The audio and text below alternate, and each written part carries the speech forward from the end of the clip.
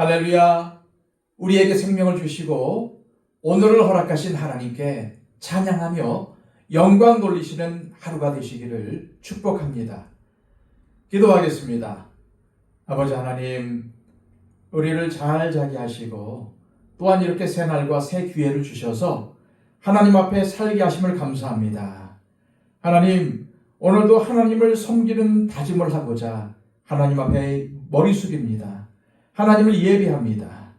오늘도 우리의 심령 가운데 말씀하여 주시고 그 말씀대로 살아가는 우리의 삶이 되게 하여 주시옵소서.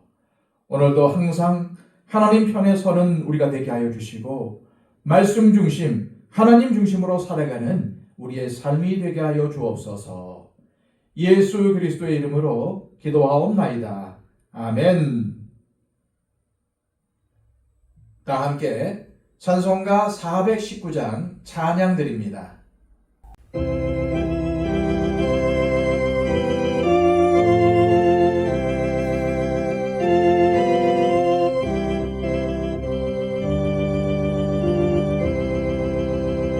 주 날개 민 내가 편안히 쉬네.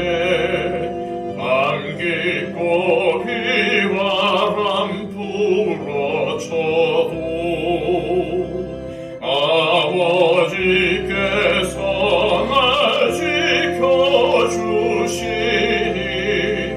거기서 편안히 쉬리로다.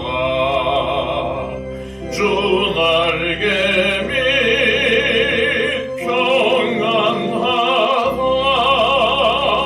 그 사랑 끈을 잡으뇨. 주 날개 밑 내 쉬는 영원히 거기서 살리. 주 날개 밑 나의 피난처 되니 거기서 쉬기를 원하노라. 세상이 나를 위로치 못하나 거기서 평화를 누리리라. 주 날개 밑 평안하다. 그 사랑 끈을 잡으뇨. 주 날개 밑 내 쉬는 영원히 거기서 살리. 주 날개 밑 참된 기쁨이 있네. 고달픈 세상 길 가는 동안 나 거기 숨어 돌보심을 받고 영원한 안식을 얻으리라. 주 날개 밑 평안하다. 그 사랑 끈을 잡으뇨. 주 날개 밑 내 쉬는 영원히 거기서 살리. 이 시간 우리에게 주시는 하나님의 말씀은 신약성경 요한계시록 7장 9절에서 17절까지의 말씀입니다. 신약성경 405쪽입니다.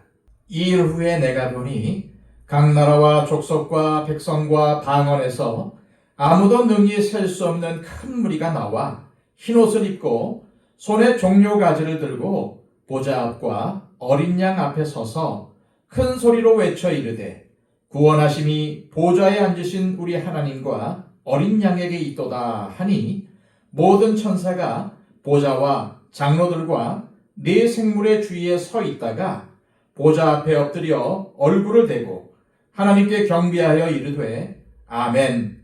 찬송과 영광과 지혜와 감사와 존귀와 권능과 힘이 우리 하나님께 세세토록 있을지어다. 아멘 하더라.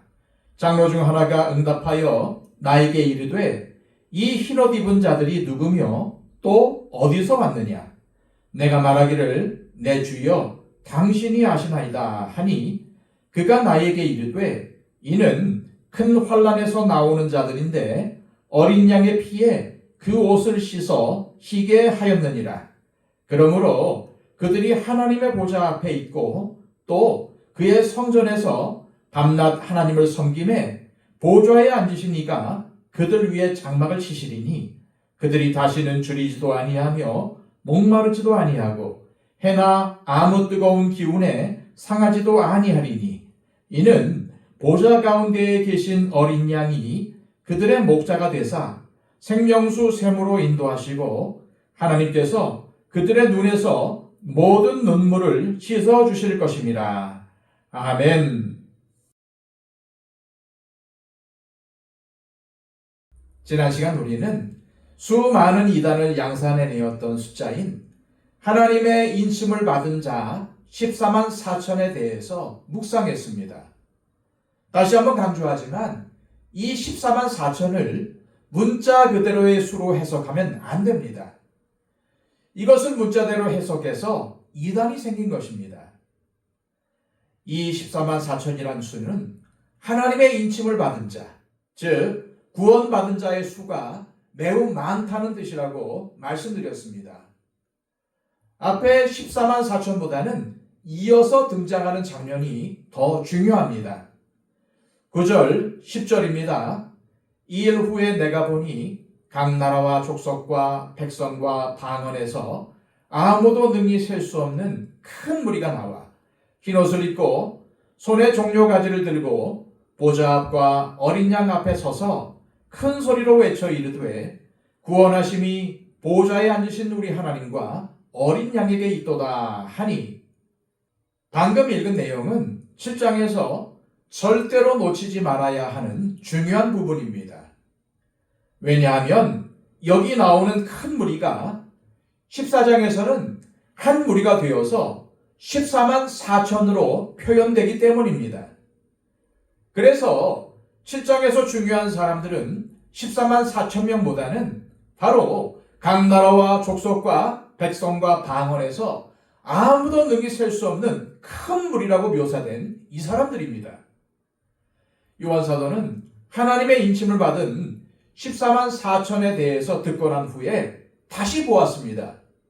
그런데 각 나라와 족속과 백성과 방언에서 아무도 능히 셀 수 없는 큰 무리가 나와 흰옷을 입고 손에 종려나무 가지를 들고 보좌 앞과 어린 양 앞에 서서 큰 소리로 찬양하기를 구원하심이 보좌에 앉으신 우리 하나님과 어린 양에게 있도다 하는 것입니다.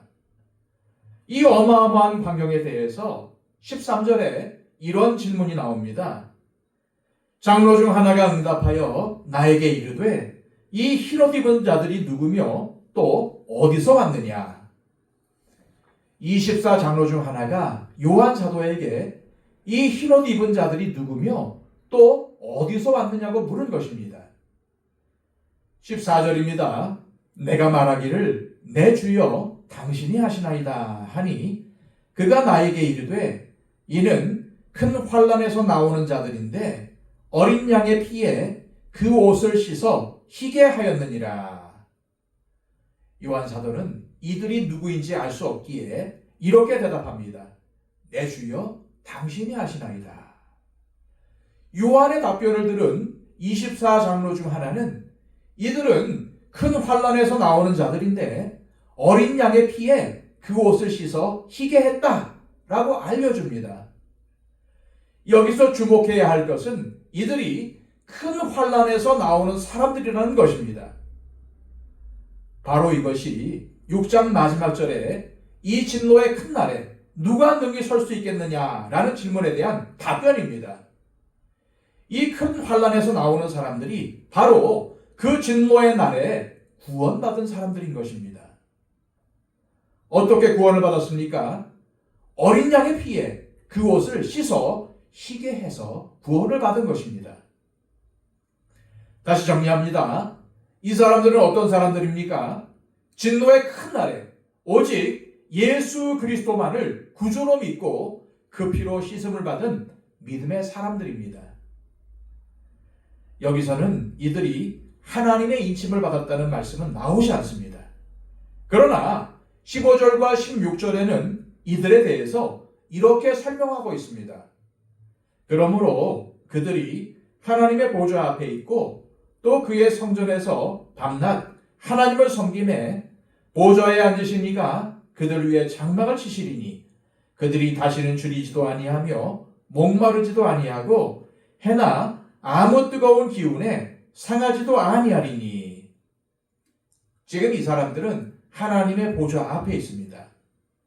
그리고 이들은 성전에서 밤낮 하나님을 섬겼습니다. 그 결과 하나님이 그들과 함께 계셨습니다. 그들 위에 장막을 치신 것입니다. 그래서 다시는 줄이지도 목마르지도 아니하고 해나 아무 뜨거운 기운에 상하지도 아니할 것이라고 약속하십니다. 그리고 이 말씀은 17절로 연결됩니다. 이는 보좌 가운데에 계신 어린 양이 그들의 목자가 되사 생명수 샘으로 인도하시고 하나님께서 그들의 눈에서 모든 눈물을 씻어 주실 것입니다.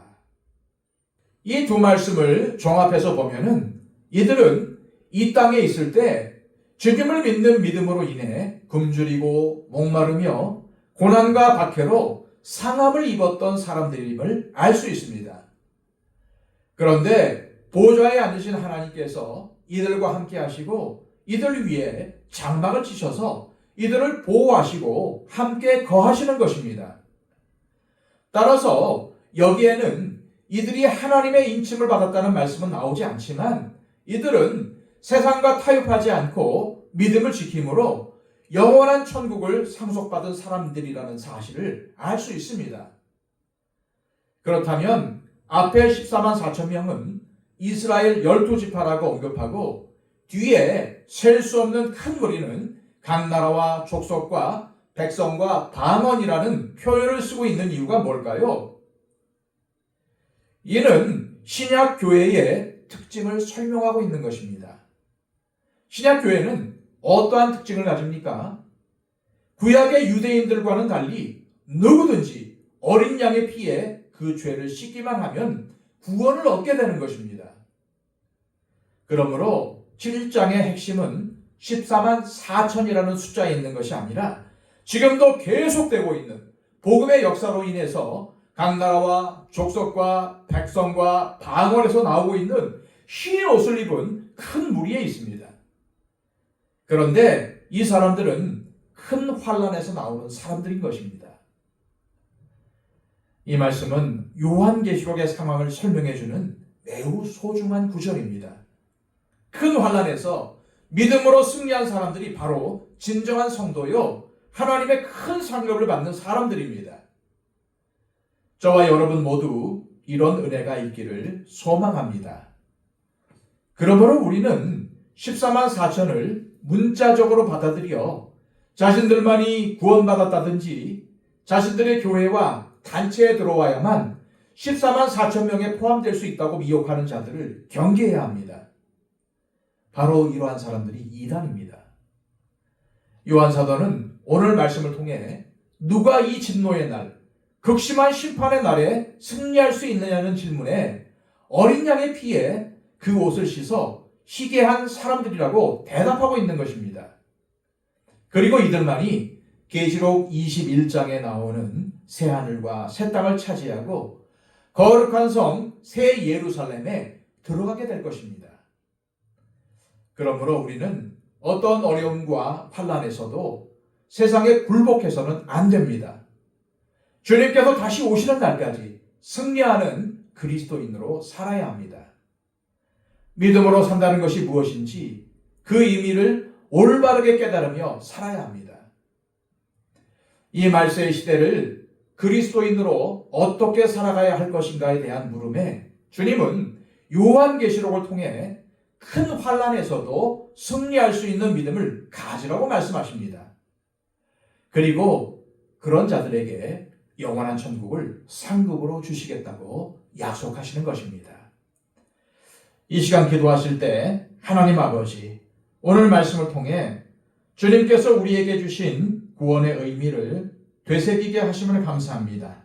주님을 믿음으로 받은 구원을 항상 기억하며 주님께서 다시 오시는 날까지 세상에 굴복하지 않고 승리하는 삶을 살아서 주님 앞에 서는 날 천국의 상급을 받게 하옵소서 기도하시기를 바랍니다. 그리고 111 기도를 통해서 우리의 기도가 필요한 많은 분들을 위해 중보해 주시기를 바랍니다. 기도하겠습니다.